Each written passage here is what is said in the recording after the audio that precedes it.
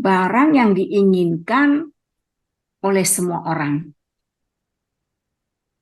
Mungkin barang itu sangat mahal. Misalnya saja batu permata. Ya, kali ini kita bicara permata sang mempelai.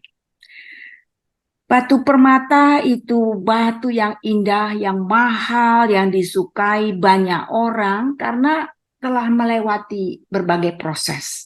Ya, misalnya saja berlian ya. Itu dari batu intan yang diasah sehingga kemudian menjadi permata yang begitu indah. Nah, batu permata ini dalam hal ini tuh melambangkan kualitas ya daripada karakter yang baik dalam diri manusia. Itu bisa tercermin di dalam hidup, perbuatan, perkataan yang keluar dari seseorang. Kita ambil contoh di dalam kitab suci ya. Yusuf. Figur dalam Alkitab seperti batu permata. Baik dari sikapnya, karakternya, juga tingkah lakunya. Kita lihat Yusuf itu menghasilkan banyak buah di tempat di mana dia mengalami penderitaan yang sangat berat. Tuhan itu bisa mengubah seseorang yang mungkin merasa tidak berguna, tidak dianggap menjadi seseorang yang berguna dan indah di mata Tuhan. Manusia itu tetap indah di mata Tuhan. Tuhan bisa mengubah yang tidak indah, yang tidak berguna. Tuhan ingin mengubah kita menjadi batu permata yang berharga. Tapi hal ini baru mungkin terjadi bila kita melewati proses pemurnian. Kata-kata pemurnian ini di dalam surat ini adalah melewati semua penderitaan. Yusuf itu mengalami banyak proses pemurnian yang tidak mudah. Ya kita tahu kisahnya ya, dipenjarakan, difitnah ya. Namun pemurnian itu membuat Yusuf menjadi pribadi yang indah. Mari kita memandang pemurnian sebagai cara Tuhan untuk menjadikan kita sebagai batu permatanya. Dalam hal ini menjadi permata sang mempelai. Jika kita ingin menjadi batu permata Tuhan, maka ada beberapa hal yang barangkali bisa kita pelajari dari 5 cara pandang. Cara pandang yang pertama, jangan malu atau gentar atas tekanan yang sedang dihadapi. Ya. Karena tekanan atau penderitaan itu dapat menolong kita menemukan panggilan kita dan membuat kita memperoleh penghargaan dari orang-orang di sekitar kita. Jadi jangan menolak penderitaan, apalagi mengeluhkannya. Ya, kita harus merasa bangga, boleh melewati, boleh dipakai melewati penderitaan itu. Karena itu adalah orang-orang pilihan Tuhan. Tuhan ingin membentuk dia. Ya, sama seperti bejana ya. Sama seperti tadi intan berlian permata itu. Harus melewati proses yang menyakitkan. Yang kedua, kita dapat menjadi bejana kemurahan Tuhan melalui tekanan atau penderitaan yang akan bermanifestasi dalam diri kita. Melewati semua penderitaan tersebut.